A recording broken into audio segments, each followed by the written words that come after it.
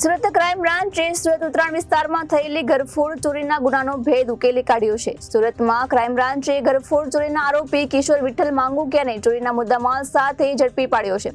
ઝડપાયેલા આરોપીની ક્રાઇમ બ્રાન્ચે વધુ પૂછપરછ કરાતા આરોપીએ મોજ શોખ પૂરો કરવા માટે ચોરીને અંજામ આપતો હોવાનું સામે આવ્યું છે। સુરત ક્રાઇમ બ્રાન્ચે સુરત ઉત્તરાયણ વિસ્તારમાં થયેલી ઘરફોડ ચોરીના ગુનાનો ભેદ ઉકેલી કાઢ્યો છે। સુરત ક્રાઇમ બ્રાન્ચે ઘરફોડ ચોરીના આરોપી કિશોર વિઠ્ઠલભાઈ માંગુકિયાને ચોરીના મુદ્દામાલ સાથે ઝડપી પાડ્યો છે। ઝડપાયેલા આરોપીની ક્રાઇમ બ્રાન્ચે વધુ પૂછપરછ કરતા આરોપી મોજ શોખ પૂરો કરવા માટે ચોરીને અંજામ આપતો હોવાનું સામે આવ્યું છે। બંધ મકાનના બિલ્ડિંગમાં ત્રીજા માળે આવેલા કોમન ટોયલેટ બાથરૂમમાંથી પાઇપલાઇન પસાર થતી હોય તેના સહારે નીચે બીજા માળે ઉતરી મકાનમાં પ્રવેશ કરી ચોરીને અંજામ આપ્યા હોવાનું પોલીસ મથકમાં કબૂલ્યું છે।